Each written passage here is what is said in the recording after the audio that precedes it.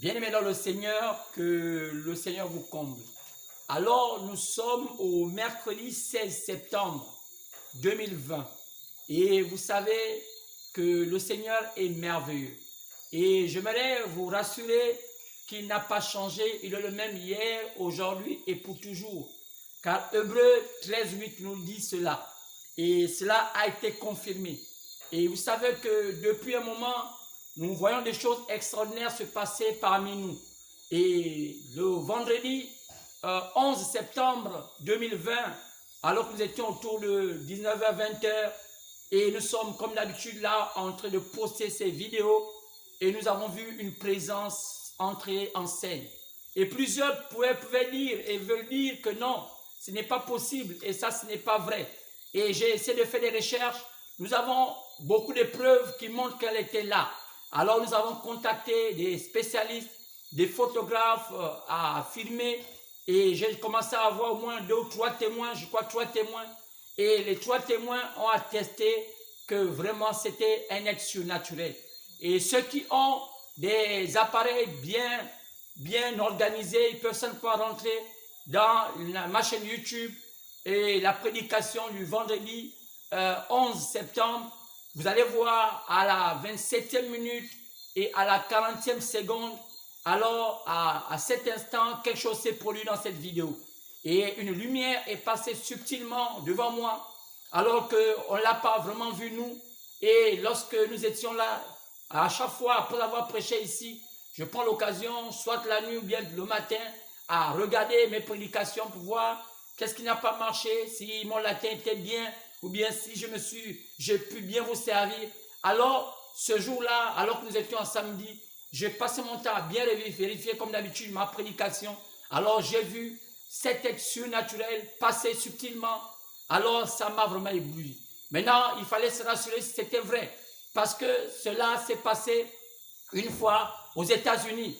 Et c'était au Texas, à Houston, en 1950. C'était au moment où William Branham, le prophète de ce temps, avait eu une intercalation avec un monsieur qui croyait qu'il était un baptiste. Et ce monsieur ne croyait pas au ministère de William Branham sous la guérison divine et comment Dieu l'utilisait. Car les baptistes étaient devenus, vous savez, les baptistes sont les descendants des protestants, même pentecôtistes plus tard, des pentecôtistes je pense. Alors, ce sont devenus des rétrogrades. Ils ont régné beaucoup de choses que leur père faisait et ces baptistes sont devenus formalistes. Et ce monsieur ne pouvait pas croire que Dieu avait programmé l'envoi d'un prophète en ce temps alors qu'il avait la Bible. Et l'histoire nous dit que quand vous regardez l'histoire qui s'est passée le 24 janvier 1950 au Texas, à Houston, alors le vieux Boschwald, l'ami de William Branham, ne pouvait pas accepter l'injure venant de ce pasteur baptiste. Alors il a commencé à parler à ce monsieur qui défia William Branham. Mais William Branham ne voulait pas partir là-bas. C'est le vieux Boschwald qui est parti à la discussion, sinon à l'intercalation. Et William Branham ne voulait pas discuter, car la parole de Dieu ne se discute pas, elle se croit. Et voilà comme font souvent les religieux. Ils aiment discuter et même des choses qu'ils ne maîtrisent pas, parce qu'ils défendent leur religion. Alors William Branham ne partant pas, Boschwald a commencé à parler à ce monsieur qui avait invité les médias dans un amphi, je pense, et c'était tellement grand, et il voulait humilier Boschwald pour montrer que William Branham était un faux prophète, et cela a été tellement compliqué. Il a appelé les photographes, il a appelé les médias pour venir filmer cette histoire, donc il allait humilier William Branham et le vieux Boschwald. Mais William Branham ne partit pas, mais seul Boschwald qui était parti. Mais arrivé un moment, le Saint-Esprit avait dit à William Branham de partir. Et c'est là, il est parti. Et il s'est mis dans les tribunes. Et regardant comment ce monsieur humiliait le vieux Boschwald avec des injures, lui poussant le nez, faisant des choses comme ça. Il fallait qu'on filme pour qu'on puisse se moquer, ridiculiser ce monsieur qui était un père de la foi, un véritable pilier de la foi. Alors, cela a poussé, le Saint-Esprit a dit à William Branham de descendre sur scène. Et après, il ne voulait pas, mais le Saint-Esprit a dit, va, quelque chose se produira quand je suis là. Et il est parti. Et la foule a seulement vu un homme qui sortait de nulle part dans les tribunes et commençait à dire à ce monsieur n'est pas discuté, ça ne se discute pas. Et ce monsieur était content de voir William Branham, ils ont commencé à discuter et parler, et c'est des positions des Écritures C'était tellement bizarre parce que ce monsieur était arrogant. Alors, il y avait des gens qui étaient là en train de filmer parce qu'il avait invité des gens pour filmer. Et ils ont filmé, alors qu'il m'expliquait la nature de son ministère, comment cette lumière qui est venue dans l'éternité avant de tourner sur ce berceau, qui était la colonne de feu, la même colonne de feu que Paul avait eue dans le chemin de Damas, et aussi cette même colonne de feu que les enfants d'Israël, à la sortie de l'Égypte, ont vu dans le désert. Alors, cela était tellement compliqué parce qu'ils avaient déjà fait plusieurs années, ils ne voyaient pas cela. C'était toujours comme ça. Et c'est souvent comme ça. Les religions sont tellement refroidies que Dieu a du mal à venir entrer en scène.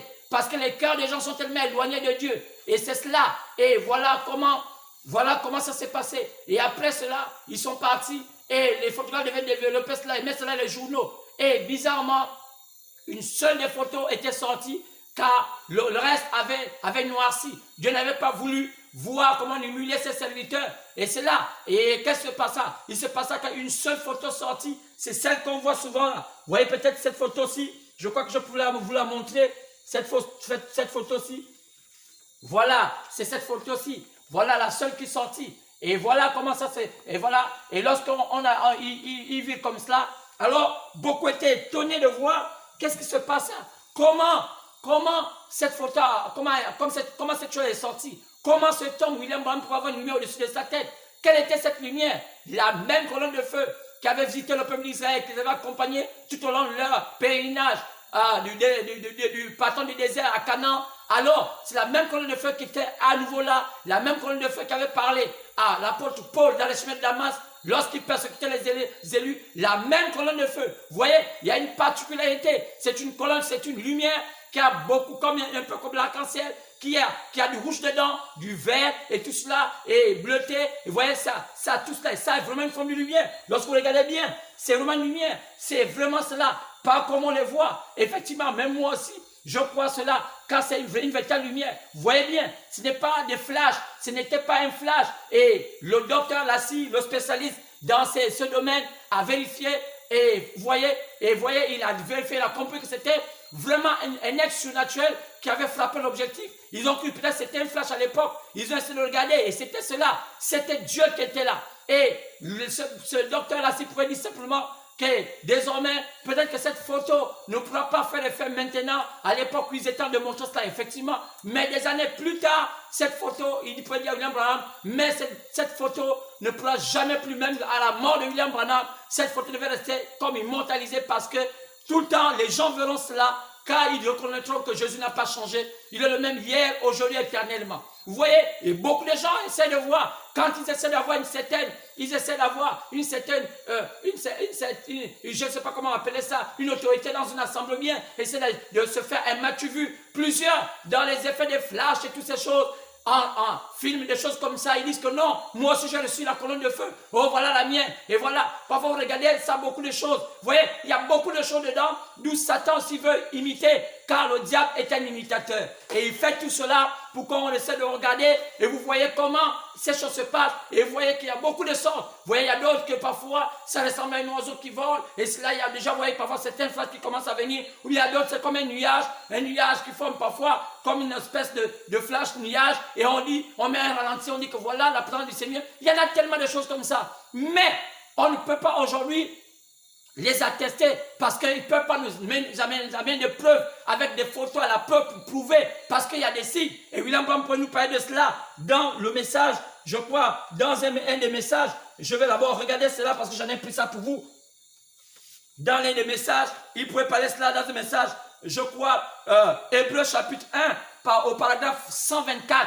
Alors il pouvait dire, prêcher le 21, 8e mois 1957. Il disait que ça a des caractéristiques, c'est une lumière qui a du vert, du bleu dedans, et donc l'émeraude, il y a aussi du rouge, un peu comme l'arc-en-ciel dedans, donc c'est un peu multicolore. Effectivement, il explique un peu, il dit, ça sort du diamant, donc ça sort comme dans du blanc, et ça forme cette lumière-là qui est vraiment réelle. Donc, il a expliqué cela clairement. Donc aujourd'hui, lorsque les gens essaient de raconter certaines choses, alors on a besoin de vérifier parce que le diable aussi est un falsificateur. Il aime tellement faire des choses et pour épater les fidèles. Et les fidèles vont de partout pour dire, oh mon pasteur grand, on a vu la colonne de feu par-ci, on a vu la colonne de feu par-là. Mais William Branham pouvait dire abstenez-vous de dire que je l'ai vu par là, parce que le diable aussi peut faire quelque chose comme ça pour vous embrouiller, parce qu'il y a tellement la technologie. Et c'est pourquoi j'ai toujours compris que c'est compliqué de parler de ces choses. Et en voyant tout cela, et William Branham pouvait dire, dans un message appelé question-réponse numéro 5, je pense, question-réponse, oui, question-réponse, bon, je crois, je n'ai pas mis le numéro, mais question-réponse, prêcheur à Jefferson, j'ai oublié le numéro, à USA, mais prêché le 23 août 1964. Question-réponse, prêché le 23 août 1964. Alors là-dedans, William Branham pouvait dire quelque chose. Il dit, partout où ce message sera prêché dans sa totalité, la colonne de feu descendra. La colonne de feu descendra pour confirmer sa parole. Donc, chaque fois. Alors, il dit, partout où ce message sera prêché, dans son entier, dans sa totalité, la colonne de feu descendra, soit pour guérir votre âme, soit pour rassurer votre âme, pour dire que je suis là, je n'ai pas changé, je suis là. Donc pour rassurer les chrétiens, pour dire je suis là. Partout où ce message serait prêché dans sa totalité. Donc mon souci souvent, c'est de penser, Seigneur, quand tu m'as appelé à prêcher ce message, je ne suis pas digne. Parce que William Branham, c'est vraiment pour moi, je ne suis même pas à la cheville de son ministère. Mais quand je me mets souvent à prendre cette écriture, prendre la Bible et la prononcer, dire que Dieu a fait ceci, Dieu a fait cela, parfois je me sens indigne de dire, voyons ce que je suis, et souvent je me sens comme indigne. Alors souvent je m'abstiens de certaines choses et même dire certaines choses parce que je sais que ce n'est pas facile de venir se dire aux gens vraiment parlant du Seigneur. Alors c'est pourquoi, vous voyez, quand j'entends tout ce qui se fait aujourd'hui avec des combats, les gens insultant même le fils de William Branham, Joseph Branham et toutes ces choses-là, je me rends compte que les temps sont plus qu'avancés. Alors que nous tous, il y a un temps ici, on en a dit, que William Branham avait dit, dans plusieurs messages, il en parle, même dans le message appelé l'Arche, où il parle de la venue de Joseph Branham, là où il a confectionné cette robe-là, vous voyez, la robe arc-en-ciel. Il dit, Dieu lui avait dit, William Branham, tu aurais un enfant appelé Joseph Branham, il serait un prophète. Alors quel prophète? Puisqu'on dit qu'il n'y a qu'un seul prophète dans un temps. Alors nous pensons que c'est un prophète moderne, une qualité de prophète. Vous savez que le roi d'un prophète, c'est d'apporter la parole. Et sinon, s'il dit que c'est une qualité de prophète moderne, et il s'appelle Joseph, et quand on voit les qualités de qui était Joseph dans le naturel, c'était celui qui gardait le blé en Égypte. Alors le blé est un type de la parole. Donc si William Branham pouvait parler de Joseph, je crois que c'était pour garder le blé, parce que là, on s'est dit cela. Quand il va être là à garder le blé, d'où vous voyez l'imprimerie qui est le plus grand investissement de Branham au sujet de la parole. Car c'est grâce à cette imprimerie que plusieurs, et sinon la plupart dans la majorité du monde entier, ont pu avoir la connaissance de la venue du prophète. Les païens, les gens de ce monde n'ont jamais voulu parler, malgré qu'ils ont vu William Branham en œuvre, Dieu travaille au travers de cet homme, mais les païens n'ont pas pris l'initiative, vous l'avez remarqué, dans toute la terre, on n'a pas des indices, on parle de beaucoup de grands savants, des Diderot et tous ces hommes, il y a Karl Marx, tous ces grands hommes des sciences, on en parle dans les livres, mais jamais on n'en parle de William Branham, à part peut-être une photo qu'ils ont essayé de mettre dans les musées religieux aux États-Unis, mais quand on regarde l'histoire, on parle même de Billy Graham, on parle de Roy Roberts, il y en a beaucoup, on parle même de Calvin, on parle de Luther dans les livres. Mais William Branham, non. Pourquoi? Parce que l'ennemi ne voudra jamais qu'on puisse restaurer la vérité. Parce que si la vérité est déjà mise au jour, qui va encore suivre la fausseté? Alors l'ennemi préfère laisser le monde dans l'impasse. Comme ça, au moins, chacun va vivre dans ces ténèbres. Alors c'est pourquoi nous qui avons reçu cette vérité au travers des messages qui venaient par des brochures imprimées par la voix de Dieu, qui est couronné par Joseph Branham comme étant un prophète moderne, alors nous rendons gloire à Dieu du fait qu'on a reçu un prophète moderne qui a pu garder ces messages, faire des recherches et nous envoyer ça dans beaucoup de langues. Ça a déjà fait toute la terre entière en plusieurs langues. Et vraiment, nous louons l'Éternel et parfois, nous ne donnons même pas 100 francs. Le monsieur Joseph Branham, avec toute son organisation et tout ce que les fonds que William Branham a laissé, même les dons qu'il reçoit, il ne pense que pour envoyer ça dans le monde entier. Et nous avons reçu ça gratuitement. Les peuples comme le Gabon, tous les bateaux entiers, Joseph Branham s'est vertu d'envoyer. Lui-même, il dédouane ça depuis les États-Unis. Nous étant paresseux, étant bizarres que nous sommes, nous ne pouvons même pas parfois dédouaner. Et nous sommes là toujours en train de dire non. Maman m'a dit, et pourtant c'est des hommes qui travaillent nuit et jour. Là, je vous en parle, ils sont en plein travail. Des frères, ils se battent pour que ce message ait l'impact parce qu'il était prévu prévu selon Matthieu 24, partant verset 14, que quand la bonne nouvelle du royaume des cieux va parcourir toute la terre, alors viendra la fin. Mais quelle belle nouvelle du royaume des cieux, si ce n'est le message révélé du temps de la fin comme avait prévu Daniel. Parce que Daniel l'a dit. Daniel a dit que l'évangile va faire. Daniel a dit que il y a un livre caché qui s'est révélé au temps de la fin. C'est pourquoi, quand on parle de cet évangile, qui doit faire les quatre coins, ce n'est pas seulement vous lisez votre Bible, mais il y a ce livre qui était caché, la Bible cachée, qui était écrit dans Daniel 12, 4. Alors, il était plus qu'au temps de la fin, il sera révélé par Jésus lui-même. Et Jésus s'est jugé bon, en tant qu'esprit, a donné ça entre les mains du roi du temps de la fin, quand il était prévu selon Malachie, qu'un prophète va naître en ces temps-là. Pourquoi? Lorsque Jésus n'est pas là, physiquement, et il est en esprit, il est obligé de prendre sa parole et mettre ça dans la bouche d'un prophète et parler. C'est pourquoi au temps de la fin, il est prévu qu'il y ait un prophète, parce que la parole de Dieu vient au prophète. C'est pourquoi, lorsqu'on voit des guerres, les guerres des Africains, comme d'habitude, combattant Joseph racontant n'importe quoi. C'est pourquoi, tant qu'on remarque ce que je n'ai jamais tué, mais c'est parce que, selon un prophète, William Branham dit clairement, selon l'ordre dans l'église, que un homme qui n'est pas ministre de l'évangile ne peut pas participer aux réunions des prédicateurs. C'est pourquoi ça a été tué un problème, parce que depuis là, je n'avais jamais prêché l'évangile. Il a été tué quelqu'un qui était observateur. Et ça nous a causé beaucoup de dommages. Mais depuis qu'il a commencé à entrer dans le sacerdoce, c'est là où c'est clair, parce que désormais, il peut aussi maintenant participer dans ce qui se fait parmi les prédicateurs. Il dit, ça, ce n'est pas juste. Parce que vous savez que Joseph Branham, qui était le fils de William Branham, qui peut mieux connaître son père que le fils lui-même? Donc vous voyez, il y a des choses parfois quand j'entends. Non, on n'est pas là pour faire l'histoire des filiations. Ça ne se donne pas de père en fils. C'est Branham est notre prophète, le fils est le fils, il peut se perdre. Vous voyez, c'est de l'arrogance des Africains. Ça a été tout comme ça. C'est les Africains ne connaissent pas le bien. Aujourd'hui, tu fais du bien à un Africain, demain il te crache dessus. Donc je n'avais qu'à comprendre. Même lorsqu'il dit aux gens d'écouter les bandes, mais Branham l'a parlé, effectivement. Pourquoi écouter les bandes? Parce qu'il est normal que nous regardons parfois là où nous marchons, parce que beaucoup parmi nous faisons quoi? Nous racontons des choses parfois qui n'ont rien à voir avec ce qu'a dit le prophète. Alors que dit Joseph Branham? Il rappelle les prédicateurs et dit, faites écouter les bandes, parce qu'il parle avec les doctrines naissent parmi les gens qui croient au message de William Branham. Nous aujourd'hui, il y a une forme de confusion. Nous-mêmes, Dieu a permis qu'il y ait un homme comme un gars, Kakou Philippe, qui a dit aux Branhamistes que vous êtes des bandits. Parce que beaucoup parmi vous, vous dites parfois je dis X, demain dites Y. Et de tout ce qui se fait aujourd'hui, beaucoup de doctrines sont sorties, hors même de ce qu'a dit William Branham. Et même parfois des visions contre les Écritures. D'autres parfois disent que nous sommes déjà dans le millénium, d'autres disent parfois nous sommes déjà dans l'éternité, d'autres parfois disent qu'il y a tellement de... D'autres parfois disent que William Branham est le troisième Adam. Mais qui a dit de dire ça? C'est chacun de nous essaie d'imaginer ce qu'il pense, parce qu'il va être leader pour dire celui qui a découvert certaines vérités qu'ils n'ont pas encore découvert. C'est du banditisme. Donc, le fait d'écouter les bords, c'est important parce que ça peut recadrer certains prédicateurs.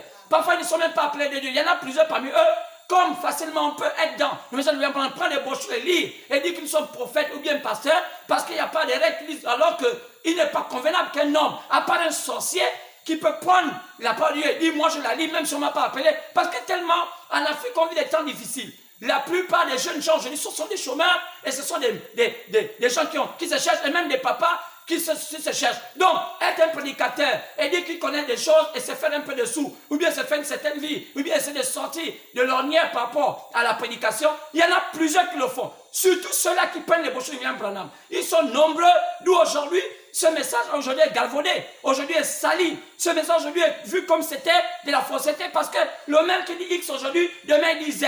Après il dit Z aujourd'hui, demain il dit Y. Après il dit Y, demain il dit B. Il dit A. Donc, ils ne sont jamais stables. Donc à la fin, on se rend compte que c'est comme parfois ils se contredisent. Alors à ce moment-là, on se rend compte que c'est comme si le message de William Branham était faux. Mais alors qu'il n'est pas faux. Il est vraiment vrai. Alors moi, je pense que quand Dieu m'a appelé, j'ai toujours dit, si Dieu ne m'avait pas appelé à prêcher cet évangile, je n'aurais pas voulu le faire. C'est pas parce que j'ai faim, non, mais parce qu'il m'a vraiment appelé et j'ai l'occasion un jour d'avoir une prédication sur mon appel. C'est qui est vraiment important, parce qu'il y a un moment, il faut que chacun de nous ici vienne de dire comment Dieu l'a appelé dans le ministère. Parce qu'il y a trop de faux dans cette affaire.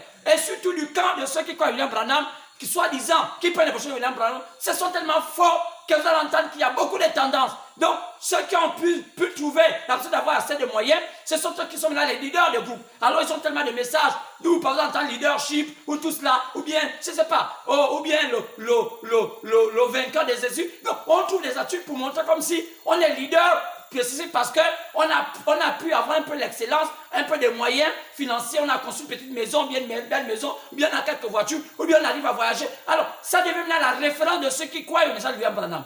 Alors, quand vous voyez comment ils gagnent ces choses-là, pas beaucoup de malice, pas beaucoup de manigances. Ils sont même dans les affaires. Il y a tellement de choses que la crainte de Dieu a quitté les cœurs de ces hommes. Alors, c'est triste. Maintenant, moi, quand je vois le vendredi, qu'est-ce qui s'est passé? C'est pourquoi, si on voit l'histoire, à quel moment la colonne de feu de William, qui s'est montrée au temps de William Branham là, s'est passé. Ça s'est passé le 24 janvier. Le 24 janvier 1950 au Texas, à Houston. Donc, on peut dire à l'ouest, mais au nord-ouest. Donc, à l'ouest, mais au nord. Donc, au nord de l'ouest. Donc, c'est un peu cela, dans cette zone-là. Remarquez bien, ça s'est passé le 24 janvier. Donc, le premier mois de l'année. Alors, quand on essaie de regarder, c'est le 24 janvier. Donc, le 24 janvier, sur le premier, donc, 1950. Donc, où? À l'ouest, ouest ou au nord de l'ouest. Donc, quand on voit clairement où aux États-Unis, USA, clairement, regardez bien. Donc, ça se passe comme ça. Le premier mois du calendrier. Donc, janvier est le premier mois du calendrier grégorien. Maintenant, quelque chose d'étrange. Dieu sait faire ces choses. Et je vous dis qu'aujourd'hui, nous vivons les temps où les derniers temps païens en train de se produire. Car les païens ont reçu aussi le temps de lumière, comme je suis en train d'expliquer là. Maintenant, nous sommes en train de vivre les derniers moments. Car il est prévu selon Actes chapitre 15, verset 13 jusqu'à 15, qu'après que Dieu ait visité les païens, il doit retourner maintenant vers Israël. Donc, quand on regarde bien, quand on essaie de regarder tous les pays du monde, la plupart des pays païens ont déjà reçu, non, parce que la quasi-totalité ont déjà reçu le message. Donc, d'autres sont en train de vivre les derniers moments de leur temps de visitation. Car on peut donner au moins 50 ans à chaque nation. Et nous, ce qui concerne le Gabon, il nous reste à peine quelques années pour terminer nos 50 ans. Donc, quand on regarde bien, quand on dit que la parole de Dieu se trouve maintenant à l'Afrique centrale, comme on dit l'Ouest, parce que nous sommes à l'Ouest, mais on appelle ça l'Afrique centrale, en réalité, le Sud a déjà reçu même le message. Quand on regarde bien, le Sud a reçu le message, le Sud de l'Afrique a déjà reçu le message. L'Ouest de l'Afrique a déjà reçu le message. Et on peut dire, le Nord de l'Afrique a déjà reçu le message. Là-bas, il y a beaucoup d'Arabes, c'est compliqué, mais ils ont reçu le message. Maintenant, qu'est-ce qui se passe? On peut dire que pratiquement tous les 4 points de l'Afrique ont déjà reçu le message. Maintenant, il y a maintenant quelques portions où il n'y avait pas encore le message, les gens un peu de centre. Donc en réalité, la nouvelle est en train de partir, en train de retenir doucement vers l'Est, donc vers Israël. Regardez aujourd'hui ce qui se passe aujourd'hui en Israël. Pourquoi aujourd'hui, vous avez remarqué que Barab et certains Arabes sont en train de faire des accords avec les Israéliens. Qu'est-ce que ça veut dire? Est-ce que la Bible nous a pas prévu ce genre de choses? Et vous ne comprenez pas le temps, quand les gens racontent que nous sommes déjà au millénium, d'autres racontent que nous sommes dans l'éternité. Est-ce qu'il y a une confusion? Je vous ai fait comprendre que ce que comprend le prédicateur, c'est placer la parole hors de son contexte. C'est disloquer la parole. C'est mal interprété. C'est toutes ces choses-là qui amènent la confusion dans les croyants. Et chacun interprète à sa manière. Chacun disloque à sa manière. Chacun raconte ce qu'il veut raconter. Et ça amène la confusion parce que ce n'est pas William Branham qui l'a dit. Chacun a sa conception de ce qu'il veut dire. Alors, mais il faut dire exactement ce que William Branham a dit parce que sinon vous allez faire William Branham un menteur. Alors que c'est un vrai prophète. Alors donc, moi ici, remarquez bien. Donc, ce qui s'est passé, c'est que nous aussi, qu'est-ce qui vient de se passer au Gabon? Ah, quand est-ce? Quand on voit bien, d'où ça s'est passé? Le 11 septembre. Le 11 septembre 2020. Où c'est? À l'ouest, nord du Gabon. Donc, les choses se confirment. Maintenant, regardez bien clairement. Les choses se confirment. Oui, parce que là, je vais vous montrer parce que finalement, on a finalement tiré, on a vu qu'on a rencontré des spécialistes, on a rencontré des photographes à filmer dans un studio. Ils ont regardé toutes ces choses. Ils ont sorti ça en photo. Quoi? La même colonne de feu qui a apparu au Texas en 1950 au temps de William Branham, la même colonne de feu a apparu il y a à peine quelques jours à Kanda. Qu'est-ce qui se passe? Regardez bien, on va voir ça tout à l'heure. On va vous montrer ça pour voir. Et on a montré, frère, on nous a expliqué comment elle est. Donc, il y en a beaucoup. Mais nous, on n'a pas vous montré qu'on a les colonnes de feu. Amen. Non, loin de nous de dire qu'on a les colonnes de feu. On a voulu seulement voir parce que c'est la science qui a filmé. Amen. Ce n'est pas nous. Donc, vous avez remarqué que les choses se passent. Mais pourquoi ici, là, c'est le premier mois du calendrier grégorien. Janvier, c'est vraiment le calendrier grégorien. Mais septembre, c'est le premier mois du calendrier juif. Amen, amen. Donc ça veut dire que nous sommes en train de vivre un temps où la nuit est maintenant en train d'aller chez les Juifs. Elle est partie mais en train d'aller là-bas. Donc en septembre c'est le premier mois du calendrier juif. Vous avez là-bas, ils sont en train de fêter le nouvel an. Donc regardez bien ce qui se passe. Qu'est-ce qui est en train de se passer sur la terre? Est-ce que vous ne voyez pas des choses bizarres? Regardez, à la même époque, quoi? Regardez bien, là maintenant, et là-bas, au temps du ça se fait le 24 janvier. Pourquoi 24? Quand on prend 24 là, le symbole de 24 là, ça montre les 4 anciens, les 4 vieillards. Regardez bien, c'est 12 fois 2. 12 fois 2. Donc ça veut dire que nous, les 12, il y a d'abord, on peut dire d'abord nous, les 12 tribus d'Israël et les 12 patriarches d'Israël, donc les anciens de l'Ancien Testament, et les 12 apôtres de Jésus. Donc, autant Abraham était celui qui était le rassembleur de ces 24 vieillards que dit Apocalypse nous en parle clairement. Et vous voyez pourquoi elle nous parle, Apocalypse. Regardez bien comment elle nous parle. Elle nous dit que autour du trône, après chapitre 4, partant verset 4, on vous parle qu'autour du trône, il y a 24 vieillards. Donc, les 12, les patriarches de l'Ancien Testament et les patriarches du Nouveau Testament. Donc, William Branham était le message de Dieu qui a réuni toute la connaissance de ces 12 patriarches-là, qui veut dire les 24 vieillards, pour amener ça au monde. Donc, la plénitude de la parole est maintenant devant nous.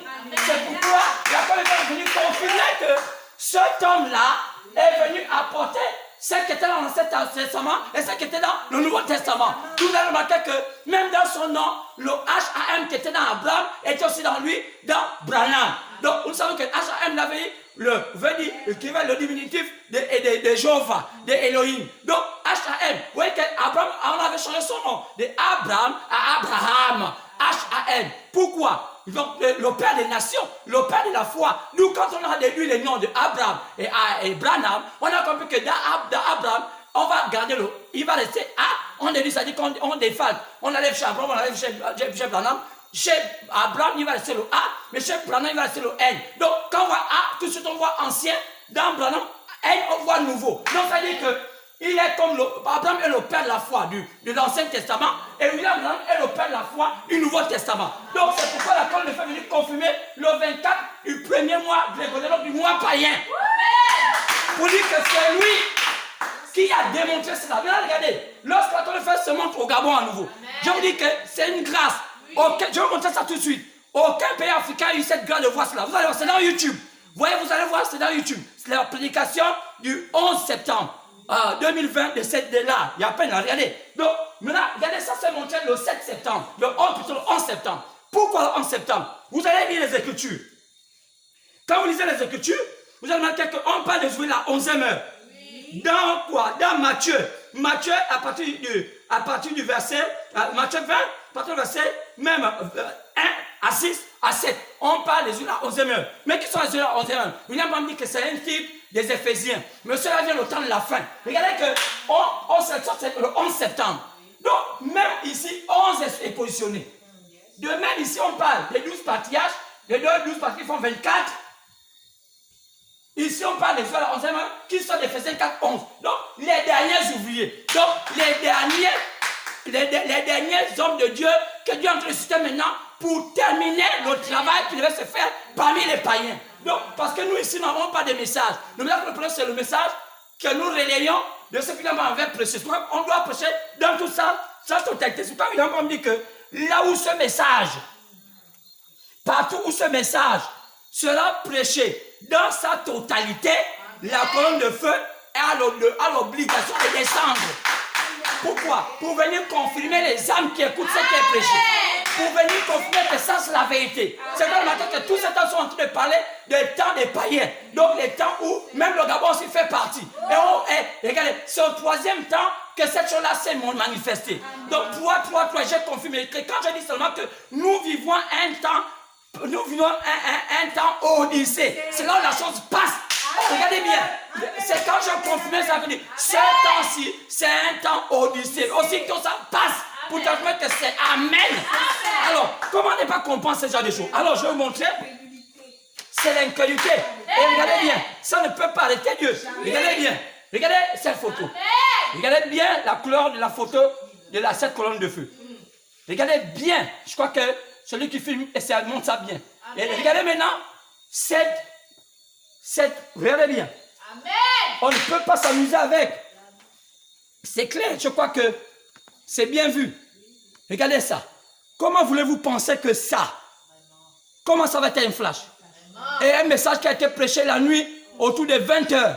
Nos voisins sont à loin, l'autre sont à 100 mètres de nous, l'autre sont à 60, 70 mètres de nous. Et il n'y a aucune lumière, nous sommes dans le noir. Et non, mais peut-être qu'on monte sur le noir. Regardez comment c'est pris. Les gens sont loin. Ces gars sont loin de nous. Regardez comment qui a fait. Regardez même, on peut montrer le noir. Regardez le noir. Nous sommes dans le noir là. Mais si nous sommes là, mais qui a fait? Comment la chose est rentrée? On peut dire que c'est un flash. Le flash, ça vient d'où? Donc personne. Là, c'est nous filmons avec avec un téléphone portable. Donc si c'était son flash, son flash va s'éteindre. On allait voir le clignotant. Mais comment? Et comment un flash va faire un trait qui passe comme ça? Regardez bien. Et former toutes ces lumières-là. Allez-y voir ce que dit William Branham au sujet de la colonne de feu. Regardez, pourquoi? Mais ça ne veut pas dire que c'est moi. C'est Dieu venant confirmer sa parole. Parce que les gens, quand ils font ça, ils vont dire peut-être que moi je vais dire que c'est moi. Non, c'est Dieu confirmant sa parole. Comme au temps de William Branham, les gens étaient jaloux. Ils disent que non, comme il y a quelqu'un qui a la colonne de feu sur la tête, on n'est pas d'accord. Mais ce n'est pas moi. C'est Dieu qui a voulu que ça se passe ainsi. Même moi, je ne savais pas que ça allait se passer. C'est Dieu qui l'a fait. Donc, l'incrédulité ne peut pas être Dieu. C'est pas remarquer que c'est la même tenue.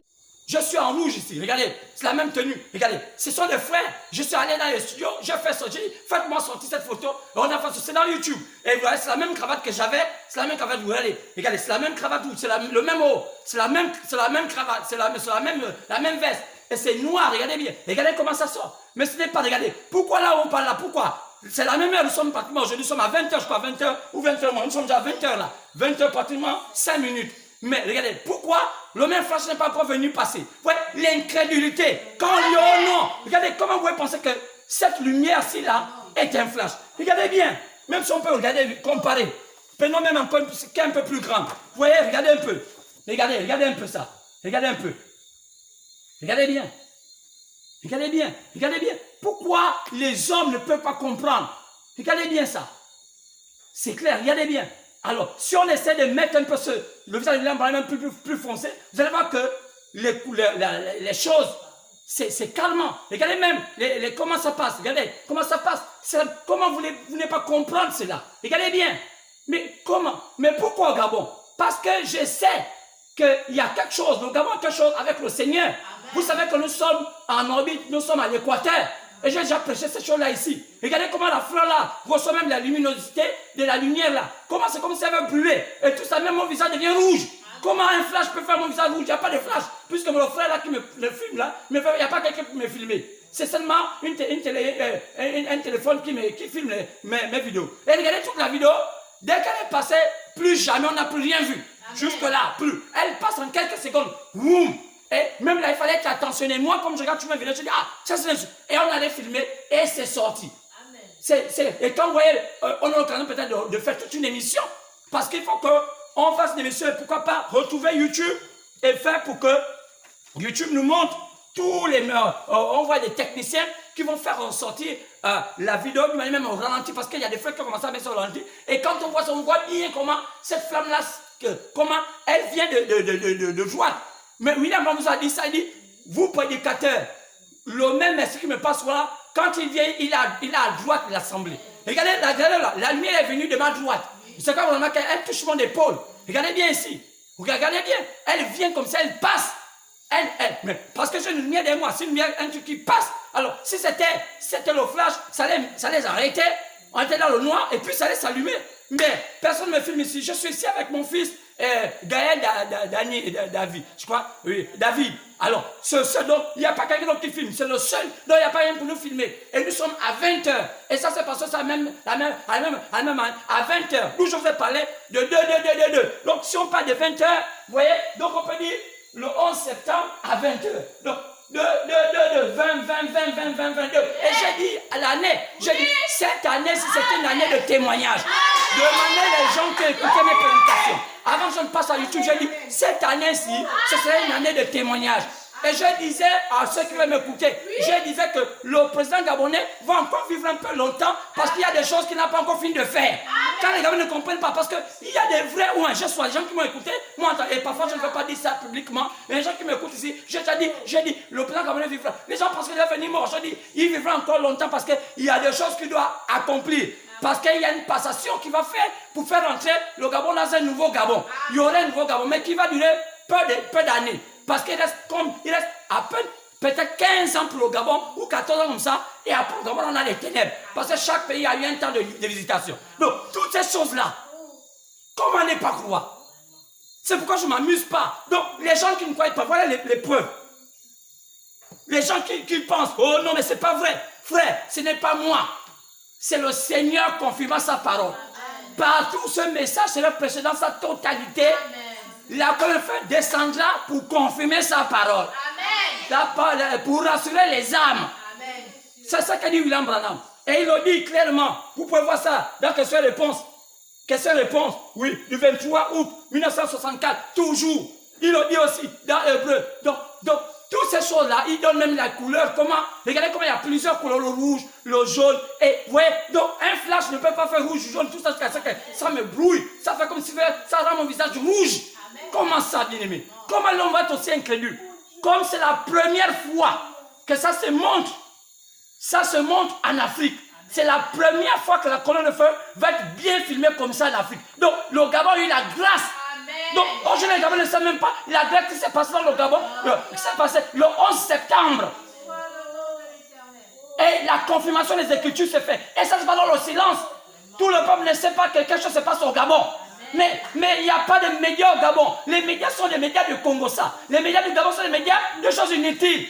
Il n'y a pas de gens pour dire, allons-y voir l'histoire. Ce ne sont pas des gens à aller raconter pour insulter les gens. Mais c'est pourquoi c'est dommage de voir un peuple aussi aveuglé comme les peuples gabonais. C'est pourquoi il y aurait une émission spéciale où on va démontrer. Parce que c'est encore jusqu'à aujourd'hui sur YouTube, ce n'est pas encore effacé. On va démontrer que ce n'est pas moi, ça n'a pas été inventé. On va appeler même des experts. Vous allez voir que ce n'est pas moi et ce n'était pas un flash. C'était vraiment une lumière qui est entrée. Et ce n'est pas une lumière naturelle. Une lumière, parce que ça se fait à 20h. C'est une lumière surnaturelle.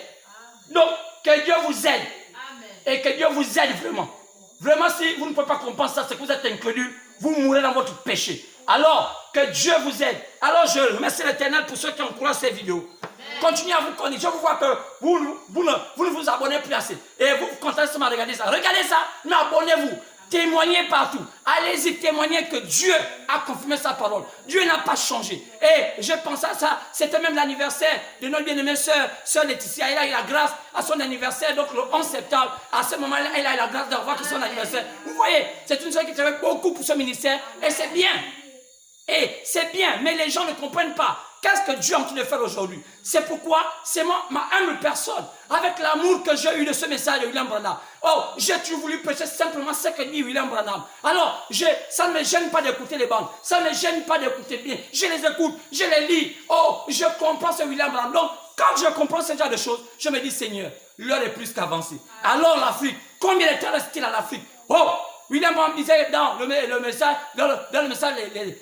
la fête des trompettes, il dit, le 5e son s'est révélé lorsque Israël, l'enfant Israël, était hors de leur patrie, lorsque Hitler, avec tous ces hommes-là, les persécutait à la Deuxième Guerre mondiale. Il dit, le 5e son s'est accompli là. Maintenant, si le 5e son s'est accompli au moment où ça s'est passé en la Deuxième Guerre mondiale, donc, dites-moi, à quel moment le temps des païens a encore lieu? Parce que William Branham dit que lorsque les sons sont ouverts, il n'y a plus le temps. Le temps païen prend fin.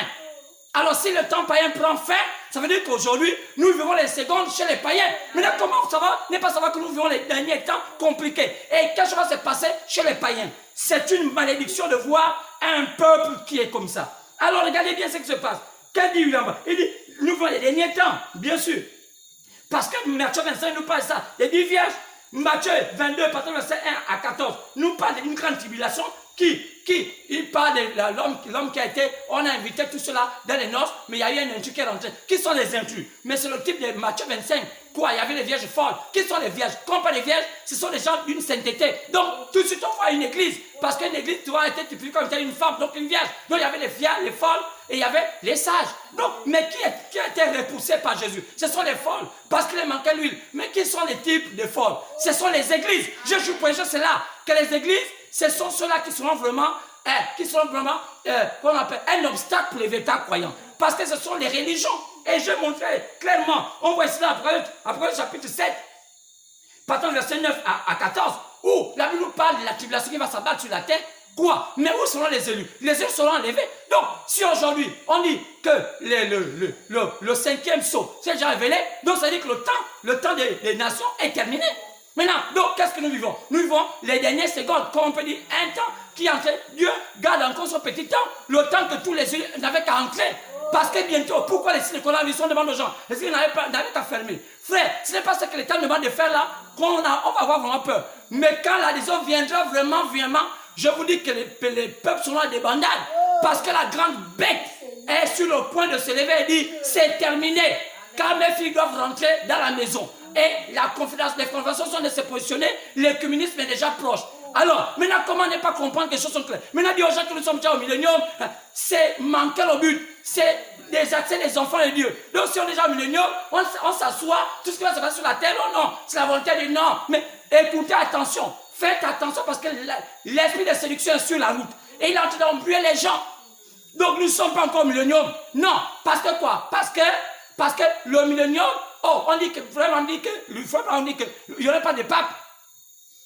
Il n'y aurait pas de pape. Et vous voyez, donc, ils aussi n'ont pas terminé. Oh non, William Branham lui-même, c'est lui qui joue les deux oliviers. William Branham dit que dans cette réponse, il dit que les deux oliviers, ce sont deux gens d'Israël. Mais ce n'est pas William Branham, les deux oliviers. Oh non, parce qu'il a dit dans le message qu'il avait l'esprit de Moïse. Mais oui, selon un prophète majeur. Oh, il avait l'esprit de oui, selon en tant que prophète qui allait ramener les cœurs d'enfants vers les cœurs de leur père. Il jouait ces deux rôles-là.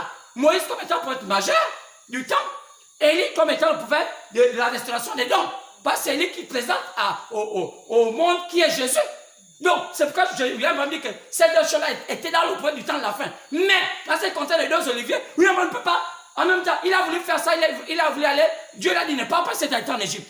Pourquoi? Lisez l'histoire de sa vie. Quand il a voulu partir, et l'esprit a dit, ce n'est pas le temps. C'était par lui, on dit, William Branham, est-ce que c'est un homme de païen qui doit aller là-bas en Israël pour aller dire que c'est. Il dit non, ce seront vraiment deux Israéliens. Maintenant, comment on dit quand on attribue cela à William Branham? Oui, la confusion. Pourquoi? Parce que les choses tardent à venir. Et les gens sont maintenant lassés. Les gens pensent que c'est vrai. Oh, donc, tellement les gens sont devenus perdus dans la parole qu'ils sont prêts à écouter tout. C'est pourquoi je n'entre pas forcément dans les forums. Oh non, on va faire un forum. Non. William m'a dit que ces genres de choses-là conduisent à la perdition. Parce qu'on ne sait même pas. Oui, c'est sur quelle base. Oh, c'est bon les forums, mais discutons dans la parole. Pour dire que ça là c'est faux. Pourquoi on va se faire les forums dans WhatsApp? Allons-y, nous trouvons en tant que pasteur pour dire, frère, ta doctrine n'est pas vraie, ce que tu reconnais pas vrai parce qu'elle montre les preuves. Oh non, c'est pas la philosophie, la parole de Dieu. Alors donc c'est pourquoi il y a un problème aujourd'hui. Dis que nous sommes déjà le millénium, dis que le millénium est terminé, dis que nous sommes l'éternité, dis que, frère, ça c'est quand mal encore la parole. Et vous allez voir que vos fidèles vont pécher. Ils vont faire ils vont le mal empire. Parce que la qualité de l'évangile que vous écoutez, c'est ce qui détermine comment vous allez vivre. Car l'homme vivra pas seulement de pain, mais toute parole qui sort de la bouche de Dieu. Mais comment ne pas voir Dieu se manifester? Quand Dieu vient prouver sa parole, confirmer sa parole, une colonne de feu pour la première fois se monte en Afrique, frère, pas falsifié. Ça reste là. YouTube garde ça encore. Le 11 septembre 2020, autour de 20h, quand on est en train de poster, alors une colonne de feu entre nous. Là, ça, à quoi ça a sorti ça? On va sortir plus que ça. Alors, c'est pourquoi je suis en train de parler aujourd'hui des âges. Et nous sommes au 5e temps du 5e messager de Dieu vers les nations. Et des 5e manifestations du diable dans ce temps-là. Alors on a commencé à parler de ça. Et comme j'ai tellement pris du temps concernant déjà la colonne de feu, on va aller tout droit déjà dans le message du jour. Et si Dieu le permet, on va encore continuer un peu à lire. Que dit William Branham par rapport à ça? C'est triste de voir un monde aussi chaotique. C'est ce que la Bible avait prévu. Apocalypse chapitre 3, partant verset 1 à 6. Lisons cette écriture. Apocalypse 3. Apocalypse 3, partant du verset 1 au verset 6. Apocalypse 3, 1 à 6. Écrit à l'ange de l'église de Sardes. Voici ce que dit celui qui a les 7 esprits de Dieu et les 7 étoiles. Je connais tes œuvres. Je sais que tu passes pour être vivant et tu es mort. Sois vigilant et affermis le reste qui est prêt de mourir. Car je n'ai pas trouvé tes œuvres parfaites devant mon Dieu. Rappelle-toi donc comment tu as reçu et entendu. Et garde, et réponds-toi. Si tu ne veilles pas, je viendrai comme un voleur. Et tu ne sauras pas à quelle heure je viendrai sur toi. Cependant, tu as à ça quelques hommes qui n'ont pas souillé leurs vêtements. Ils marcheront avec moi en vêtements blancs, parce qu'ils en sont dignes. Celui qui vaincra sera vêtu ainsi de vêtements blancs. Je n'effacerai point son nom du livre de vie, et je confesserai son nom devant mon Père et devant ses anges. Que celui qui a des oreilles entende ce que l'Esprit dit aux églises. Que le Seigneur bénisse la lecture de sa parole dans le parfait nom du Seigneur Jésus-Christ, j'ai ainsi prié. Amen. Alors, là ici on parle maintenant de l'église de Sardes. Le message en ce temps, William Branham nous dit que c'était Luther. Luther qui était le messager en ce temps-là. Et cette période s'est passée après la période de Pergame, après la période plutôt de Thyatire. Et on a compris que cette période s'est passée entre les années 100, les années 1520 et les années 1750. Et on a compris que tout a commencé depuis les années au 1er siècle. L'âge d'Éphèse, qui a commencé les années 53, a pris fin dans les années 170. Et a commencé l'âge qui a suivi l'âge de Smyrne, qui avait pour messager, l'âge d'Éphèse avait pour messager Paul. Et l'âge de Smyrne avait pour messager un homme appelé Irénée. Et Smyrne, qui veut dire amer, a commencé en 170 de notre temps et ça a terminé dans les années 312. Et après venait l'âge Pergame, qui était l'âge où l'homme Martin, le réformateur Martin, fut appelé au ministère. Et c'est Martin qui était le messager de cet âge, qui est l'âge de Pergame, qui est parti de l'âge 312 en l'âge 606. Donc c'est exactement ça. Donc c'est l'âge Pergame. Après l'âge Pergame, on allait maintenant après au 4e âge, l'âge Thyatire. C'est pourquoi l'âge Thyatire était clair. L'âge Thyatire avait pour messager Colomban. Et Colomban a pris de 606 en 1520. Et c'est pourquoi on a et tous ces âges-là. Et après on arrive maintenant au 5e âge, quand c'était le 4e âge. Et le 5e âge, c'est l'âge Sardes. Maintenant, je vous ai dit qu'on a toujours en parlé. Et il y a une particularité, j'avais déjà expliqué comment ça s'explique, ces âges, quand Dieu a révélé ça, c'est un des livres que William Branham lui-même a écrit, parce qu'il a fait des recherches sur l'histoire de l'Église, pour redonner à l'Église une traçabilité de son histoire, pour connaître qu'est-ce que Dieu et comment Dieu a travaillé durant ces âges.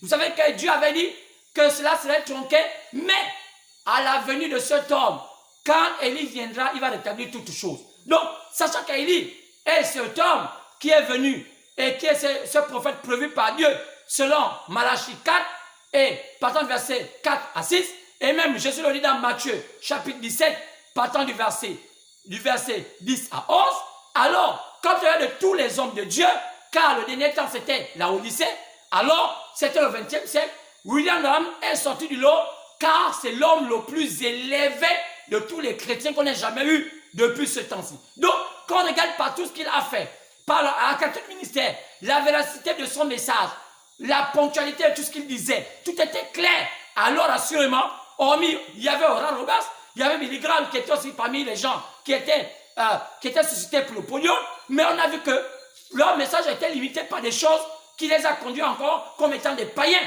D'où on voit aujourd'hui le résultat de tous ceux qui croient au courant de Oral Roberts, bien au courant de Billy Graham. On va se rendre compte que parfois, ils sont encore comme c'était des païens. D'où ici au Gabon, quand on voit ce qu'on appelle ce éveillé, donc le courant de Oral Roberts, parfois c'est pas des questions si ce sont des chrétiens ou ne sont pas des chrétiens.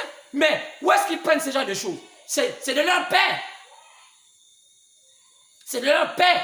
De leur père. Parce que le père, qui s'appelle Oral Roberts, a laissé l'État. Oral Roberts a laissé la manière de faire. D'où aujourd'hui, quand je prêche aujourd'hui, j'essaie de restituer l'histoire. Parce que les gens parfois ne savent pas que Oral Roberts est le père des églises qu'on appelle aujourd'hui des églises de réveil, donc le mouvement pentecôtiste charismatique. Et il y avait aussi Billy Graham. Mais de ces trois hommes, Billy Graham, Oral Roberts et William Branham, venant de l'Ouest, donc des États-Unis, William Branham est sorti du lot parce que son ministère était presque semblable à celui de Jésus. Son ministère était semblable à celui de Paul. D'où il a dit exactement ce que Paul a dit. Et il a eu la grâce d'être celui à qui Dieu a fait grâce de révéler les sons. Les gens ne savaient pas le contenu des sons. Les gens ne savaient même pas ce qu'étaient les âges d'église. On lisait la Bible comme c'était une simple lecture. Lorsqu'on lisait l'Apocalypse, les gens étaient perdus. Mais à la venue de William Branham, qu'est-ce qui se passe? Les gens aujourd'hui ont compris que la Bible est devenue claire suite au ministère de William Branham. Alors c'est une grâce. Donc c'est pourquoi c'est lui qui nous a expliqué à quel moment ces personnes sont arrivées et par des recherches et des précisions claires. Et les messagers qui marquaient ces temps-là. C'est pourquoi ils ont expliqué la qualité des esprits que Satan utilisait pour persécuter les enfants de Dieu pendant ces temps-là. D'où on a vu que le diable a utilisé des démons. Et on a vu qu'il était subtil. Il n'y avait pas encore tout ce genre d'église aujourd'hui. Il y avait que les gens qui étaient, comment on appelle, les juifs, qui avaient régné la foi, qui étaient dans un complot d'église qu'ils appellent le Célébrien. Et c'était une forme d'œcuménisme. Et ils ont fait assassiner le Messie qui était prévu pour eux. Qu'est-ce qui a fait assassiner le Messie? Les églises. Ce ne sont pas les païens. Qui? Regardez, c'est Caïphe qui a demandé à Pilate qu'on tue Jésus. C'est pas Pilate qui a demandé qu'on tue Jésus. Caïphe. Mais qui était Caïphe? Caïphe, c'était un seul sacrificateur. Lisez la Bible. Donc, les églises étaient perdues. Donc, ils s'étaient organisés comme aujourd'hui. Maintenant, quand on regarde la suite, alors il fallait bien savoir comment cet esprit antichrist est rentré au fil du jour de temps dans l'église aujourd'hui jusqu'à ce qu'elle s'est imposée comme une église. On a vu que durant les temps, cet esprit est rentré selon l'âge d'Éphèse, l'âge de Smyrne, l'âge de Pergame, l'âge de Thyatire, jusqu'à l'âge de Sardes, jusqu'à la Odyssée. On a vu l'histoire. On a commencé à expliquer pour le bâtir dans ce que j'ai prêché avant, pendant tous les ans quand j'ai commencé. Et là, nous sommes aujourd'hui à l'âge de Sardes. Mais on peut seulement griffer, parler un peu de l'âge de Pergame et rentrer dans l'âge de Philadelphie, et plutôt l'âge de Thyatire, et enfin terminer avec l'âge de Sardes. Parce que l'âge de Sardes, c'est Luther qui est le messager. Alors, écoutons que dit William Branham au sujet de comment Satan, parce que c'est mieux de parler et voir comment l'ennemi manigance ses plans. Parce que si vous ne connaissez pas comment l'ennemi manigance ses plans, comment pouvez-vous aller à la guerre? C'est pourquoi l'âge de Pergame, c'est un âge compliqué. Je vous ai dit la fois dernière que c'est l'âge où Satan a pu bien s'affirmer. On va juste prendre un peu, parce qu'il n'y a pas assez de temps. Je vous ai démontré qu'à l'âge de Pergame, il y avait un culte qu'on faisait à l'honneur du serpent. Je vous ai démontré ici, ceux qui peuvent encore aller revoir les prédications passées.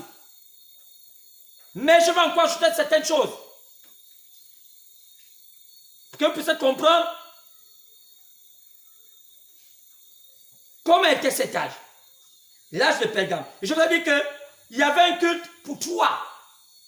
Et ce sont les gens qui étaient les pionniers, sinon les pères du culte à Satan, qu'on appelle le polythéisme. Je vous ai dit qu'il y avait Cush, il y avait sa femme Sémiramis, il y avait Nimrod. Aujourd'hui, on appelle Cush aujourd'hui le dieu Thor. On l'appelle aussi Hermès. Il y a des noms comme ça. Mais c'est le même. Et sa femme qui s'appelait Sémiramis s'appelle aujourd'hui Isis. Quand vous entendez Isis, c'est elle. Quand vous entendez la Madone, c'est elle. Elle a beaucoup de noms. On l'appelle aussi Ra en Orient. Elle a beaucoup de noms comme ça. Et son fils qu'on appelle Nimrod s'appelle aujourd'hui Zeus. Celui qu'on appelle aussi Osiris. Donc, ce sont les pères fondateurs du culte à Satan. Aujourd'hui, ce culte-là est répété par des symboles. Mais les gens ne connaissent plus ça parce que je vous ai montré avant que même au Gabon, on connaît ce culte-là. Mais ce n'est pas des symboles. Mais aujourd'hui, l'homme n'est plus attiré par le savoir. L'homme est attiré par le manger, le boire. Ce qui fera que la Bible nous dit, c'est que Dieu viendra comme un voleur. Et Satan va nous surprendre parce que l'homme s'est égaré, s'est éloigné de Dieu. Il a pour faire la religion que la parole. Alors c'est pourquoi je disais, maintenant William me révèle, il dit comme il n'était pas nécessaire que le diable puisse permettre que l'homme adore le Père créateur, que fera le diable? Il va amener à ce que l'homme adore ces entités qui venaient des ténèbres, qui étaient les représentants de Satan. Mais comment on les appelait? C'est tout naturellement que l'adoration s'est détournée vers la mère et l'enfant.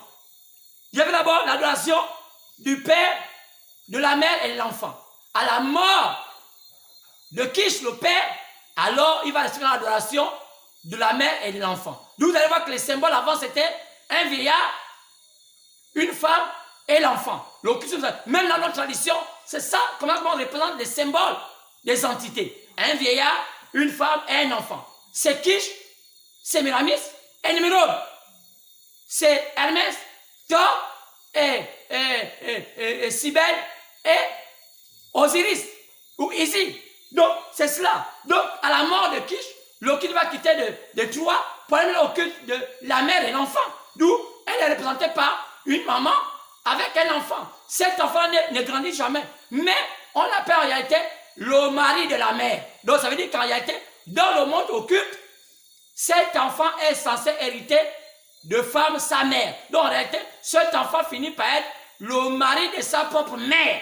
C'est pourquoi c'est un symbole comme ça. C'est ça. Donc les gens ne comprennent pas comment ça fonctionne. Alors, regardez bien, ce symbole existe partout. Ce symbole de la mère qui a un enfant. Vous allez voir que même dans l'église catholique, on représente ce symbole-là par Jésus et Marie. Nous, c'est pourquoi les gens ne savent pas que c'est une imposture de voir aujourd'hui les églises éveillées prendre les pauvres femmes, les positionner à l'échelle et dire prêcher. C'est exactement la même chose qui se répercute dans quoi? Dans le culte de la mère et du fils. Donc, regardons bien. Alors, c'est exactement. Donc, ils ont détruit la véritable adoration et on est maintenant arrivé à l'adoration de la mère et l'enfant. Devenus les objets de culte. Et en Égypte, le même ensemble, mère-fils, était appelé Isis ou Osiris. En Inde, on appelait ça Isis ou bien Iswara. Isis c'était la mère, le fils c'était Iswara. Remarquez bien, comme le nom et la même sont similaires. Quoi? En Asie, c'était Cybèle. Cybèle c'est la mère et le fils c'était Doïs. En Rome et Grèce perpétua ces mêmes cultes-là. Et en Chine aussi, on a perpétué la même chose, même en Afrique. Imaginez donc la surprise de certains missionnaires catholiques romains trouvant en leur arrivée en Chine une Madone avec un enfant. Alors ils connaissaient déjà ça. Mais comment les Chinois ont pu perpétuer ce que les Romains faisaient déjà, alors que pour eux, c'était l'occultisme, mais qui ont mis dans le christianisme. Mais quand ils sont passés en tant que missionnaires, ils ont vu, maintenant, en Chine aussi, il y a une Madone. Comment les Chinois ont eu ça? En Chine, une madame avec un enfant, avec des raies. La lumière qui émanait de la tête de l'enfant. C'était la même statue. Oh, la même chose. Cette statue aurait tout à fait pu être échangée comme une qu'on trouvait au Vatican. À l'exception de quelques traits particuliers du visage. Oui, clairement. Nous devons maintenant découvrir la mère et l'enfant, original. La déesse mère, originelle. La Babylone était Sémiramis, qu'on appelait Réa en Orient. Réa, le dieu Ra, qu'on voit souvent dans les films d'Égyptiens, en Orient. Elle tenait dans ses bras un fils, dit William Branham. Bien que ce dernier ne fût qu'un bébé, on lui disait grand et fort. Bon, donc je veux dire qu'il y a trois, la trinité des hommes de lumière, la force, la beauté et la sagesse. Il était fort et beau et particulièrement attirant pour les femmes.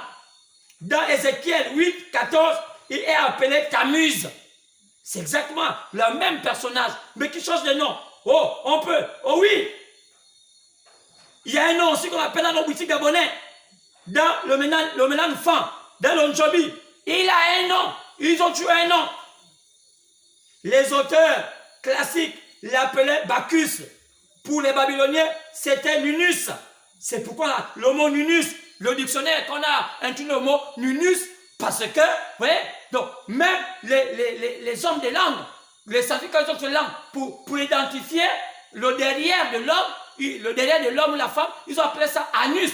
Parce que, selon le culte que faisait Nunus, qui était Nimrod, il faisait sur le culte, retour vers le culte, a sorti un homme comme lui. D'où on attribua désormais le derrière des noms Anus. Parce que Nunus était celui qui était le père du culte où les hommes sortaient avec les hommes, les femmes sortaient avec les femmes. Donc, la science trouva pour donner comme nom du derrière des noms, on appelait ça Anus. Parce que ce n'est pas au commencement. Des noms sont venus avec une histoire. Mais pourquoi on appelait ça Anus? À cause de Nunus qui s'appelait Nimrod. Oh là là. William Branham, c'est un prophète. C'est pas un petit homme. Alors, on l'appelle Nunus. Quoi, on représentait le culte là comment? On représentait ça comme un bébé. Un bébé qu'on tient dans les bras. Grand, homme fort. C'est qu'on l'appelait le fils de Marie. Le fils Marie. L'un de ses titres était Marie de la mer. Donc il était le mari de la mer. Donc c'est pourquoi dans l'histoire qui s'est produite, Sémiramis va finir par faire un culte, un rituel avec son enfant. Donc Sémiramis sortait avec son propre fils. Elle va finir par tuer son fils comme un rituel pour être veuve à vie. Parce que l'histoire dit que Sémiramis finit par être une veuve. Donc, elle tue Nimrod pour que Nimrod réincarne. C'est extraordinaire. Donc, Nimrod devait réincarner. On tue. Donc, c'était cela. La mère, le mari de la mère. En Inde, ils sont connus sous le nom de Iswara et Isi. Donc, la mère s'appelait Iswara et le père s'appelait Isi. Toujours. Donc, il était le mari. Et le mari de sa mère est représenté comme un bébé au sein de sa propre femme. Dit William Branham. Les âges de l'église. Les choses sont claires. On l'appelait Nunus, celui qui a même fait la ville qu'on appelle Ninive. C'est à son nom qu'on appelle Ninive. On a souvent enlevé Nunus parce que, vous savez, mais Ninive l'avait dit Nimrod. Beaucoup de villes ont changé. Oh, Nunus là. C'est pourquoi Nunus, comme Nunus, roi de Syrie, a changé la façon de vivre, modérée, d'autrefois, par son désir de conquête. Il fut le premier à guerroyer contre ses voisins. Il conquit toutes les nations de la Syrie, et même toutes les nations de la terre, et même tous les rois. Il est dans l'art. L'art que nous faisons, il est dans l'art. Dans beaucoup de choses. Il est représenté dans plusieurs choses. on représente ce culte-là. Oh, il y a plusieurs noms. On a tellement de temps. Il y a tellement de choses à expliquer. On appelait son père Bélus, Belcuche, lui-même. Oh, il y a tellement de choses, frère. Et le culte qu'on fait là-bas, c'est le culte à serpent. C'est pourquoi le culte de serpent, c'est ce qu'on appelle le dieu Baal. Quand on entend Baal, là, c'est pas comme disent les pasteurs, Baal, Baal. Baal veut dire culte au serpent. Quand on entend le dieu Baal, c'est le culte qu'on venait au serpent. Oh, c'est ce qui se faisait à Pergame, sous la forme d'un serpent vivant, qui avait pour rôle de séduire. Comme Ève avait été séduite par le serpent devait représenter Satan comme pour le trône. C'est exactement ça, Pergame. Et Pergame fut quoi? L'histoire. Attal, le roi des prêtres de Pergame, le roi des prêtres de Satan, après que Pergame, Babylone avait pris un coup, Attal, qui était le prêtre de ce culte-là, fuit. Il s'enfuit. Il alla s'installer où? À Pergame. À la ville là. Installé là, Pergame. Jusqu'à ce qu'il fallait restaurer Pergame quand l'Empire romain est venu et l'Empire grec. C'était le prêtre des choses sacrées du monde occulte, les mystères sacrés. Il s'établit là, établit à son royaume, à Pergame, à l'extérieur de l'Empire romain. D'où, petit à petit, l'Empire romain a fini par aller demander ses égrégores pour que l'Empire romain puisse gérer le monde. Donc, aujourd'hui, l'Empire romain gère le monde avec les égrégores de Pergame qui venaient de la Babylone. Maintenant, comment ne pas comprendre ça? Oh, passons. C'est pourquoi, allons-y maintenant un peu à Thyatire. Allons-y à Thyatire, parce qu'il ne reste peut-être que 20 minutes. Allons-y à Thyatire. Les choses sont claires.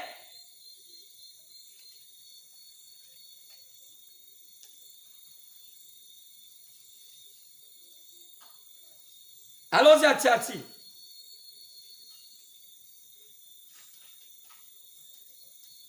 Parce que Thyatire, c'était le 4e âge. On va juste donner un peu. Après, on a l'occasion de venir parce qu'on n'a pas le temps. Thyatire. Qu'est-ce qui se passait à Thyatire?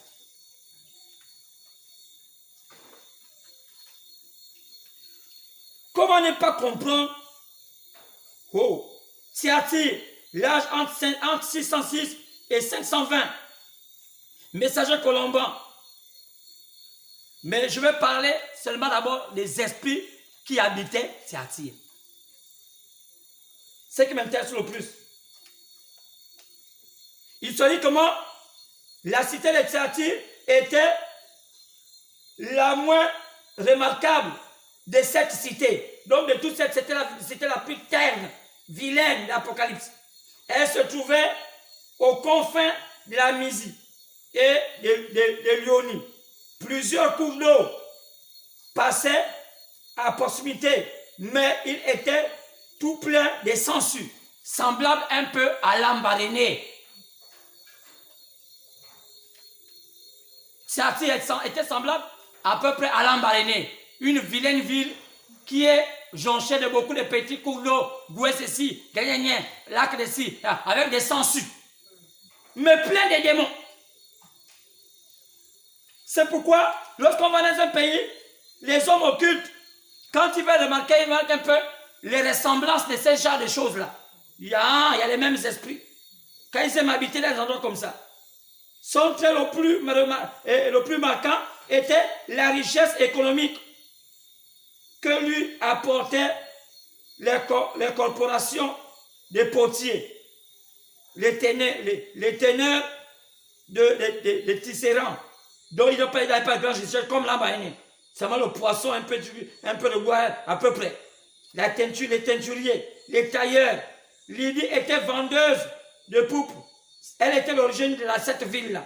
Elle fut la première convertie de Paul en Europe. Quand Lydie faisait partie d'Europe, elle était de Thyatire. Qui révèle tout ça? C'est pas dans la Bible.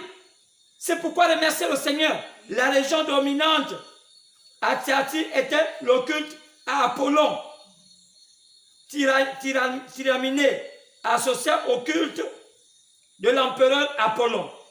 était le dieu soleil. Le second en puissance.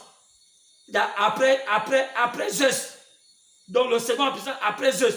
Donc Apollon était le fils de Zeus. Son père.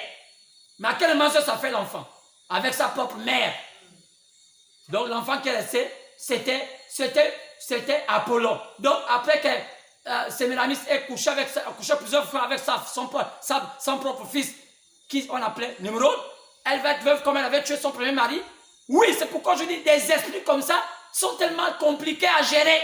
D'où on voit les esprits de Lambaréné tombent jusqu'à Port-Gentil, tombent jusqu'à Libreville. Et ce sont le même groupe ethnique qui vit à Lambaréné, qui vit à Port-Gentil et qui vit à Libreville. Ils ont les mêmes histoires. Et elles aiment être veuves heureuses. Elle tuait comme tuait Sémiramis. Elle a tué le premier mari, Kish. Elle a encore tué le deuxième mari qui était son fils, Nimrod. Et enfin, elle avait un troisième mari qui était son petit-fils. Donc, elle a fait avec son propre fils, qu'on appelait Apollon, qu'on appelait le dieu soleil. Oh Seigneur. Nous allons entendre Napoléon. Aïe, aïe, aïe. Que des esprits. Des dieux soleil. Puissance seconde. Donc, on l'appelait celui qui détourne le mal. Il gouvernait le droit religieux. Explication de tout cela. Oh, Platon a même expliqué qui il était. Lui disait de lui, il explique aux hommes les institutions des temples. Platon a dit ça. Dans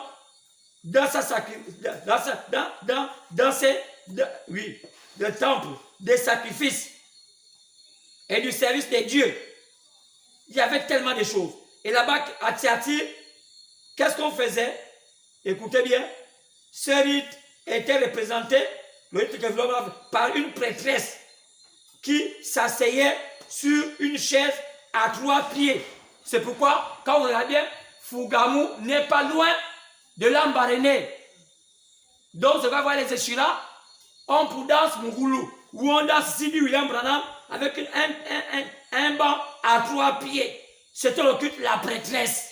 Nous, c'est ce qui a permis à ce que Napoléon puisse donner à la chute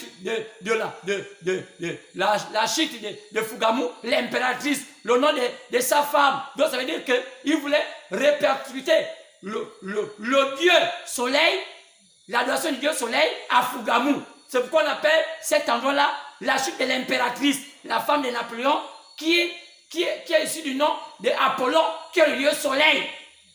Nous, le culte, c'est le culte à 3 pieds qui représente les 3 piliers du monde occulte. Qui? Kish, Sémiramis et Nimrod. C'est pourquoi, dans ces zones-là, ce sont les femmes qui détiennent le pouvoir. Vous allez voir, c'est quoi habitent là-bas? Les Apinji, les Tsogo, les Aviya et les Gissi. C'est pourquoi, regardez bien, c'est pourquoi les Gissi, ce sont ceux-là qui sont bien appropriés, le boutique des Apinji. Parce qu'ils sont bien accommodés par rapport à leur manière de vivre. Tout ça, William Branham.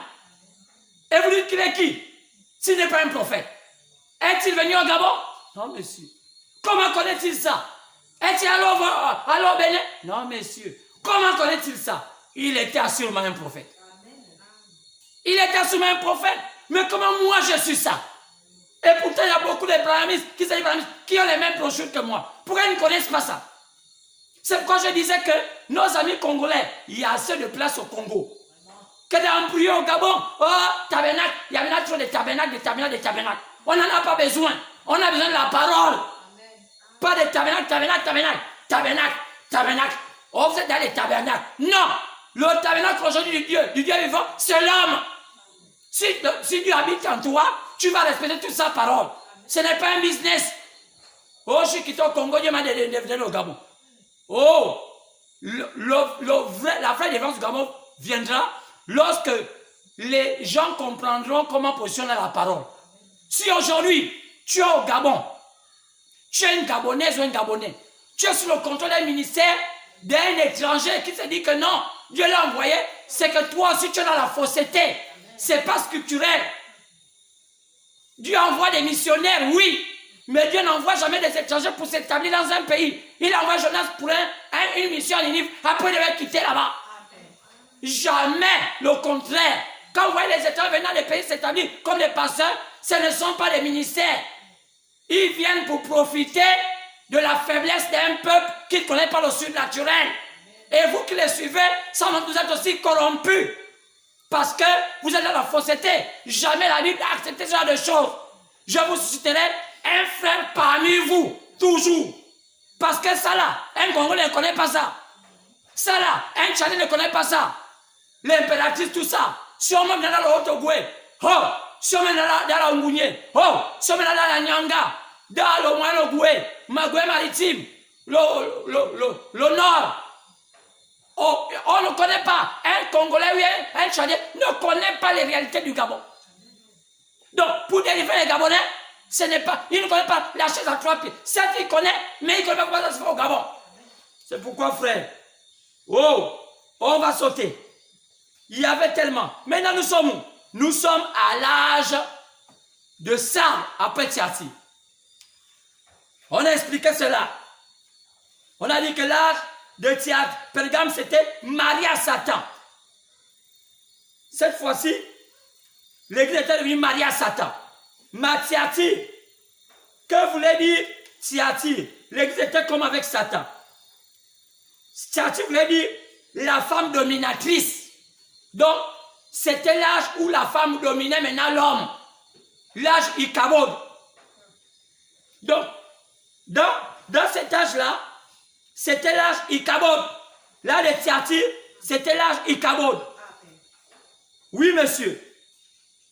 Entre les années 606 et les années 1520, c'était l'âge où la femme dominait.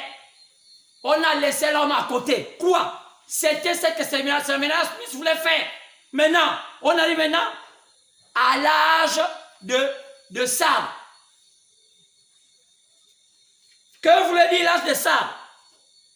L'âge de sabre veut dire l'âge des rescapés. Maintenant, qui était le messager? Luther. En quelle année? En 520 et ça a duré jusqu'à 1750. Alors vous allez comprendre que ces âges qui étaient scindés, donc 7 ans qui étaient scindés à 7 temps, ont eu le secours de 7 esprits du Seigneur. Selon l'Apocalypse, qu'autour du trône, il y a l'esprit du lion, il y a l'esprit du veau, il y a l'esprit de l'homme et il y a l'esprit de l'aigle. Alors, chaque message selon les temps exercé selon l'un de ces 4 esprits. C'est pourquoi le premier âge qui était avec Paul, c'est l'esprit de lion qu'il a utilisé. C'est comme Paul n'avait pas peur. On l'a coupé la tête. Après est venu l'âge du veau. Donc, Irénée, Martin, Colomban, les 3 âges-là, donc des années 170 jusqu'aux années 1520, on appelait ça l'âge du veau. C'est pourquoi toute personne qui croyait par rapport à ce temps-là était soumise à l'onction de Dieu de ce temps-là. Donc, ceux qui croyaient à Paul étaient soumis à l'onction du lion. Ceux qui croyaient à Irénée, qui croyaient à Irénée, à Martin et à Colomban étaient soumis à l'onction du veau. C'est pourquoi les chrétiens qui ont vécu entre 1170 et 1520 ont subi la guillotine. On les a plus martyrisés. On les a beaucoup assassinés. Il y a eu plus de morts entre ces temps-là que tous les siècles. On appelait ça l'âge sombre. C'est pourquoi Dieu les avait donné une possibilité de supporter le martyr. Ce qu'on les appelait, ils étaient dans l'âge du veau. Donc si toi tu avais vécu en ce temps-là, tu étais chrétien, on allait te couper la tête bien. Et c'était ça, le salut. Dieu travaille avec les onctions. Donc après est venu maintenant l'onction de l'homme. Avec qui? Avec l'âge de Luther. C'est pourquoi c'était l'âge intelligent. Ça va durer Luther et puis après l'autre âge qui va suivre aussi, c'est l'âge de l'homme. Donc les 4 êtres vivants. J'ai l'occasion de bien vous préciser ça bien, même vendredi. Pour comprendre que à l'âge de ça, c'était Luther le messager. Et on va voir, c'est à ce moment-là qu'après la mort de l'Église, parce que la Bible dit que l'Église était morte durant les âges. Elle est morte durant les âges. Notez bien, ce temps-là était une période particulière pour l'église. Quoi? L'âge des sables. Elle était particulière. Pourquoi? Pour l'église. Car c'était le temps où l'église avait ressuscité. Parce que l'église était morte durant les temps sombres. Il n'y avait plus la parole. C'est pourquoi c'était ténébreux. Entre le 1er siècle, donc entre le 2e siècle, autant pour moi, aux années 170 jusqu'aux années 1520, les gens ne connaissaient pas la parole. Il était interdit de lire la Bible parce que le diable s'était établi dans l'église, comme avait dit le prophète Daniel. D'où Rome avait bâti une église, à l'image de l'église de Christ, mais qui n'était pas l'église de Christ, mais qui était une église basée sous quoi? Sous l'occultisme. Car la plus grande forme d'occultisme au monde vient de Rome, du Vatican. Quand vous voyez que tout ce qu'ils font, ce sont des symboles occultes. Ça ne vient pas de Dieu. On peut bien le sculpter. On peut même appeler un prêtre, on demande, vous allez voir que tout ce qu'il faut là, c'est l'occultisme. Mais c'est plus tard qu'on va comprendre que les réveillés vont hériter de ça. Parce qu'ils vont faire la même chose après. C'est quand la Bible dit que éloignez-vous de mon peuple. Donc, elle devait ressusciter. C'est sûr que plusieurs personnes ne me comprennent pas quand je parle que l'église a ressuscité. Parce qu'ils vont dire, qu'est-ce qu'il veut dire? Parle de ressusciter. L'église. La Bible dit que un grain de blé, s'il ne tombe et ne meurt, ne peut pas régénérer. Donc c'est pourquoi l'église d'abord devait mourir. Elle devait mourir et régénérer. C'est le principe de la nature. Quand tu plantes le maïs, ce maïs doit d'abord pourrir. Après, la germe reprend maintenant une chose nouvelle. Donc l'église devait passer par là. Parce qu'on ne pouvait pas s'embarquer avec tout ce qu'on avait vu en Israël. Ils étaient maintenant dans l'étude de Tamoul, la Kabbale, ces soirs-là, c'est des grains. Non, il fallait quelque chose de nouveau parce que c'était un nouveau type d'église. C'était l'église du Dieu vivant qui était en train de s'élever. C'était les élus que Dieu avait programmé prendre parmi les païens. Il fallait un vin nouveau. Comme Jésus changeant l'eau en vin. Car en ce temps-là, l'eau était venue, le vin était venu l'eau. En type, Marie avait dit à Jésus, Seigneur, il manque le vin. C'était pas le vin là qu'on dit, c'est un type. Car le vin typifie l'assumulation du Saint-Esprit. Aujourd'hui, les églises sont maintenant froides. Pourquoi? Même les prédications, on écoute les pasteurs prêcher, vous écoutez, c'est comme c'était des philosophes. Même pasteur, moi-même, j'essaie de dire que je vais doucement. Mais je n'arrive pas parfois. Parce que ça monte. La pression monte. Il est là. Le même qui est, parce que vous avez vu là. Il est là. Quand il me prend, je ne vous vois plus. Je vois comme s'il y avait 1000 personnes qui étaient là assis.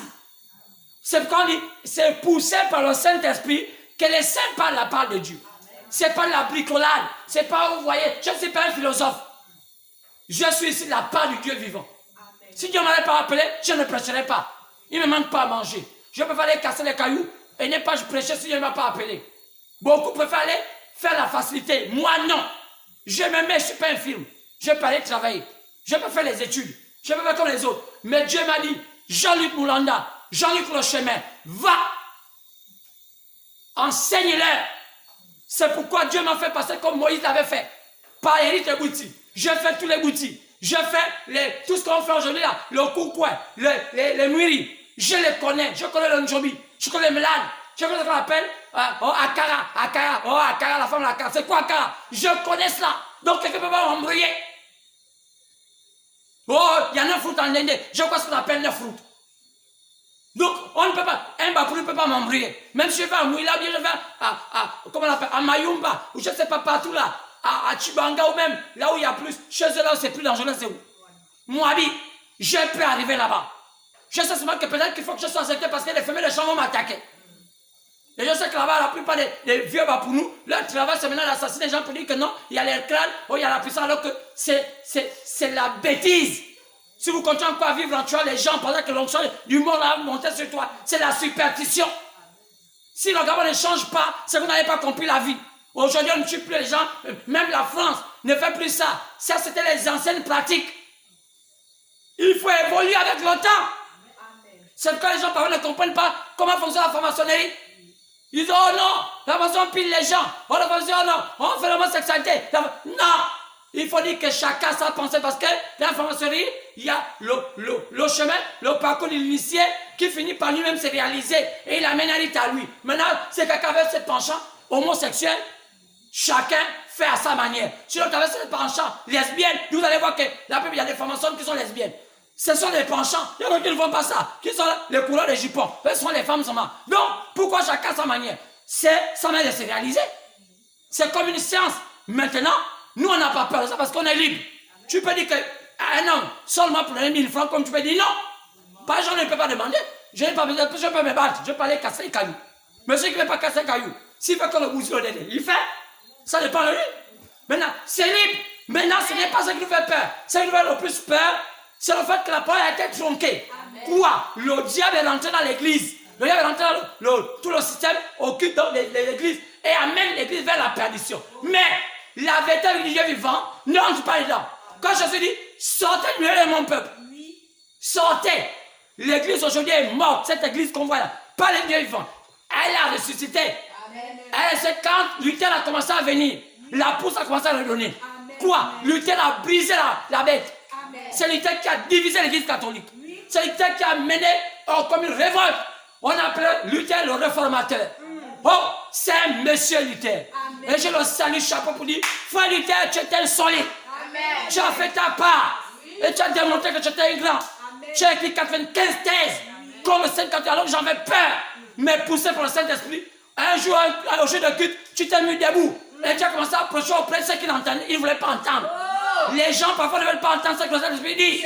Parce que ça fait mal au cœur. Et ils pensent que c'est mauvais. Mais ça te soigne. Si tu es un enfant de Dieu, tu vas revenir à Dieu. Mais si tu es un démon, tu vas aller commencer à dire que non, tuons-le. Parce que les démons n'aiment pas la parole. Les démons sont là pour embrouiller la parole.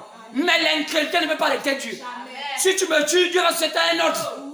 Et jusqu'à ce que toi tu mourras. Et là-bas, nous, on va te récupérer. On ne va pas te tuer, on va te faire disparaître. C'est ça la différence. Nous, on va te faire disparaître. Oh, c'est faux. Attends, mourons, on va voir, toi et moi. Là-bas, il n'y a pas d'effort de juge. Là-bas, je ne suis pas un juge. Je suis plus qu'un juge.